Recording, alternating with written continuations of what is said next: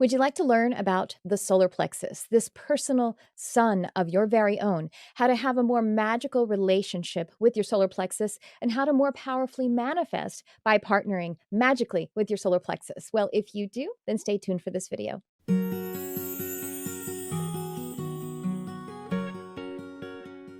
Hello, welcome to the Charmed Life YouTube channel. This YouTube channel is all about magic, metaphysics, mysticism, and the unconditional love of the universe, and I am your teacher here. My name is Tricia Carr. This is one in a series of the chakras. It's the magical chakra series, how to have more magic infused into your relationship with your chakras and with these energy centers to be able to be more powerful, intentional, and what's the word I'm looking for? Evidential, that's the word, in your manifestation by working with your whole energy. And I want to invite you to please like, subscribe, share, comment, and click the little bell to get notifications about when I post more videos. So we have talked about the root, the sacral, and now here we are with our beautiful solar plexus. The solar plexus is your personal sun. So everything that you can think about when it comes to the sun, all of those qualities, characteristics, this is yours with your solar plexus. So the sun, it gives life by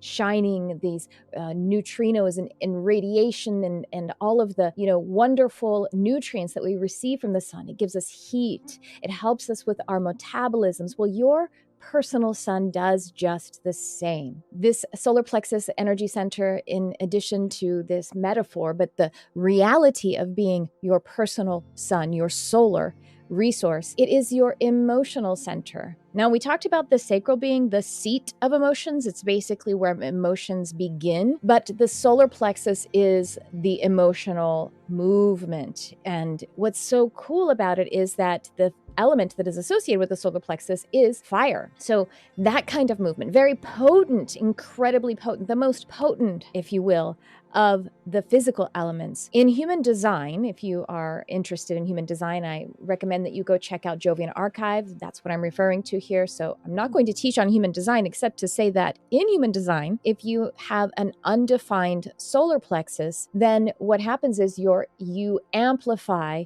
the emotions around you, very much like the moon. So if you think of the solar plexus as being the sun, but if you have an undefined solar plexus, according to human design, then really your solar plexus functions more like the moon. It does give off light, it does give off energy, but what it does, just like the moon does for our planet, it amplifies. Now, that amplification can be those around you, and so it's usually not your own emotions that you're feeling when you feel amplified emotions. It's also the sum total that include your emotions, so that would probably be your response, your emotional response to a situation when something is provoking a reaction. And therefore, it is not a reliable authority, your solar plexus, or rather, I should say, your emotions when they are in a heightened big wave of reaction, because they are a reflection or an amplification of the externalized emotions too. It really reads all of the emotions, including your own reactional emotions, which are also not a reliable authority. Now, if you have a defined solar plexus, according to human design, then your solar plexus is a good measure of authority. It is the authority. However, once again, not when the emotions are heightened, not at the moment that they are in the big wave. With the defined solar plexus, you want to wait until the wave of emotions has passed. And that is then going to make it more a viable authority resource. And so however long it takes for the wave of emotion to pass, it's depends on the situation. Sometimes it takes a long time. If you maybe have experienced some trauma or shock or even elation that can be almost like trauma or shock to the system, it might take a while for the emotional wave to pass and mellow before you actually have proper authority. And sometimes if it's just like something a little bit smaller, then a lot of times the let me sleep on it measurement is really good. So at any rate, whether you have a defined or an undefined solar plexus, whether yours functions more like the sun or the moon, then making decisions and choices from the heightened emotions, that is the active, the most the sunburn that you would receive from the solar plexus. And so we want to let it pass. So that's just a little bit of an overview. We always want to let the emotion pass. You see, the solar plexus is the emotional center, and it is the seat of will. of power, the potency and the power of the sun, your personal sun. That's what your solar plexus is. And now for these messages. Do you have a sense that there's more to life than what you can see?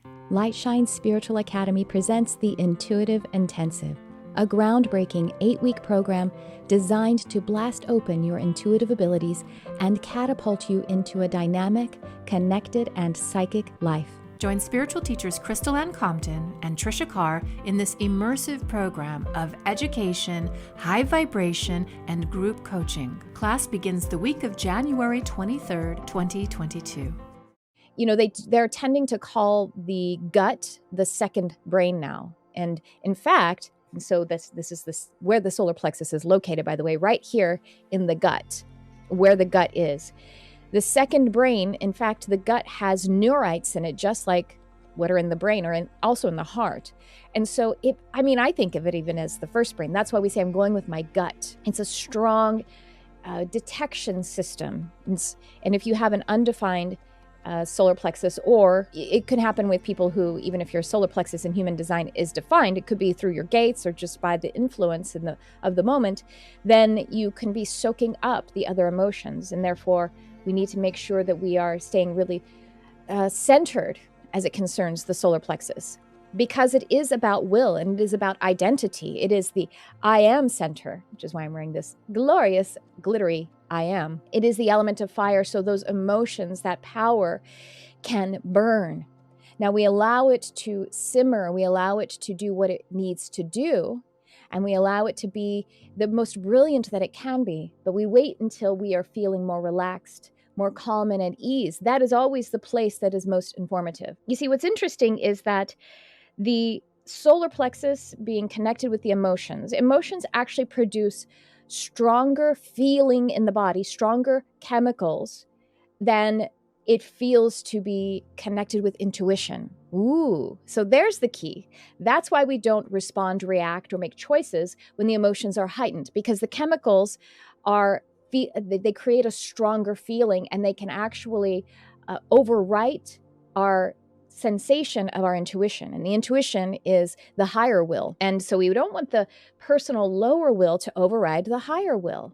That's why we might want to sleep on it and let those emotions settle, let those emotions soothe. So the element of fire, and by the way, the solar plexus is associated with all shades of yellow and gold and any of the shades, the qualities of the light that one might detect in their own solar plexus, or if they were an energy reader or healer, someone else's solar plexus, which you can tap into that right now, even if you just clear your mind, take a breath,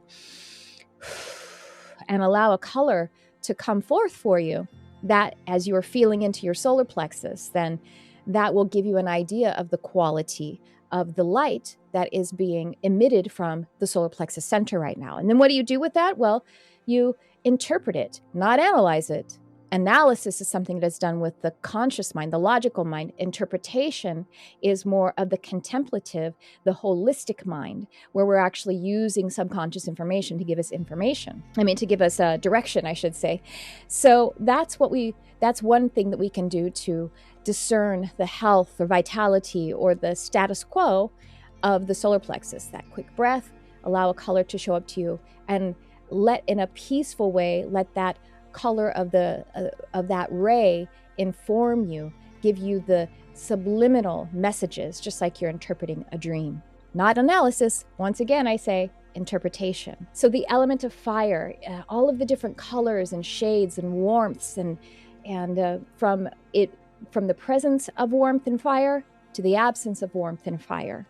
This is the spiritual quality that the solar plexus is managing. It's managing the third density. It is actually like a freeway system, these energy centers are, that manage the intake and the output in relation to the third density or the third dimension, 3D reality. Where you are in that space, how you are in that space, and who I am you are in that space. With it being the center of this I am energy, it's very much the God in me center as well. It's that identity of God in me. So it can manage this 3D God in me, but it can also manage the super positioned, the higher I am God in me identity. And that's the health that we would like to infuse into our relationship so that we do have the magical outcome with the solar plexus. So metabolism, your metabolism, you think of that as your caloric burn and your energy and having your systems actually function properly. It's the relationship to the autoimmune, and the gut, we know, has so much to do with the autoimmune, right? That's all true. This has to do with the direct correlation to the autoimmune system of the emotional body too. And I've said this many times before, you may have heard me say it, the autoimmune system of the emotional body or the spiritual body is the empathic nature. And so if you have that undefined solar plexus, then you may need to be working on having your autoimmune, the empathic nature, turned the right way, where it creates a state of well-being for you and for anyone else that's around. So if you're able to amplify the emotions, your own as well as those around you, from the higher perspective, then everyone can benefit from that solar plexus, that lunar quality of amplification, because it will be reaching for the well-being of the situation and the collective that's there. But the spiritual qualities of the solar plexus being directly linked to the metabolism, then we also think of the metabolism of the spirit. The spirit encompassing the emotions, but also the mind, because these are intrinsically linked. So how do we keep our metabolism healthy? Of course, I'm talking physically, but the spiritual qualities translate over to what we do emotionally, mentally, and in the energy. Well, we want activity.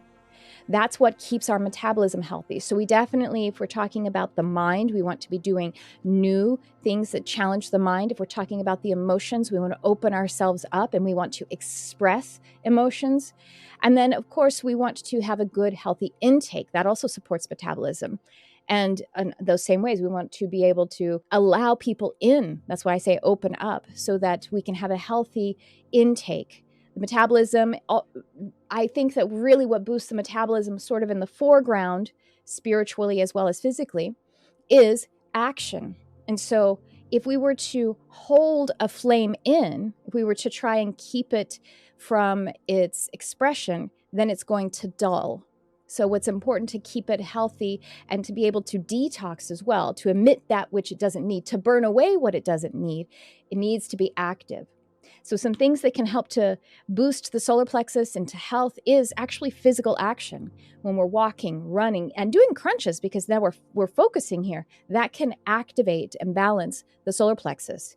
And then on the mental, emotional, spiritual side, we do those same kinds of activities that relate to the energy of the body. And then we do the same kind of activities, except for the ones that are actually energetic. And so we want to be moving ourselves around in the energy. We want to be doing things that keep us alive. And so doing things that we love, doing things that, quote unquote, light us up, as we say.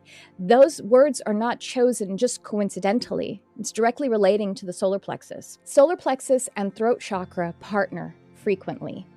Now, everything actually partners with the throat chakra, because all of the energy eventually runs through this creation motor center of the throat chakra, this expression center. But so far as the solar plexus and the throat chakra, their relationship has to do with being able to allow that activity, allow the flame to be exposed to the vibration. So if you are feeling heightened waves of emotion, then one thing that would be good to do is to talk about your emotions, even if you're in the heightened state. Now, you want to not harm while you're in that, if you're in a heightened negative emotional state. So in a safe partnership, perhaps with a friend or your partner, be able to talk about your emotions, but refrain from making the choice of judgment, at least not of the person who is there holding space for you and listening. But as we express the emotions, even if we're in the heightened wave of them, then we can see them for ourselves. We can put them out, and then we can observe them. And if you don't have someone to talk to, then just journaling, writing it out, and then reading it. It's like being your own conversational partner. To be able to speak the I am in the situation, just so that the debris can be burned out by that solar plexus, that personal sun energy. And it will be flamed. The flames will be encouraged by the energy of the air that is being added to it. Just allow those emotions to shine so they can be informative. Discern the quality of the emotions, like we're discerning the quality of the light and the heat that is coming from the sun or coming from, a campfire, something that is actually helping to give us life and survival and comfort. This is all that the solar plexus, your personal sun, can help you to navigate and help you to sustain. And so to sum it up, the solar plexus being your personal sun and being your personal resource for spiritual fire is potent, a potent energy center. And of course, we know that emotions are potent. If you have some kind of autoimmune issues, if you have some issues with your metabolism, if you have issues with your gut, then these may be physical signs that working with your solar plexus to allow it to create its own well-being and health, that it's a good time for that. If you want to learn more about how to work with the spiritual qualities of fire, working with holy flames, then I'll link below a few episodes that I have published on the YouTube channel and on the podcast on my series that I've done in the Mystic Arts Academy on holy flames and crystalline elements. It's very powerful. It's energy healing techniques, modalities with these different rays or colors of holy flames, such as the violet flame. And it helps us to be able to burn away some of the debris that is stuck in our energy. And it's also something that you could utilize in your own practice. In addition to flames, in addition to working with the holy flames, we also talk about how to work with the holy element of water, of air, and of earth. So beautiful. Oh, well, you guys know probably, if you've been listening to me for very long, that I am a teacher of nature and spirit, and that I love to work with the elements, to be an alchemist with the elements, to be an alchemist with nature and spirit. If you want to know more about the energy system, about the different chakras and ways that you can have a magical relationship and to manifest more intentionally and evidentially with your chakras, then check in the description. You might find the playlist of the series of this whole thing from the root to the crown. And with that, thank you again for joining me here. Please like, subscribe, share, comment, and click the little bell so you get the notifications of when I publish more videos. Thanks for tuning in. I love you, whoever you are.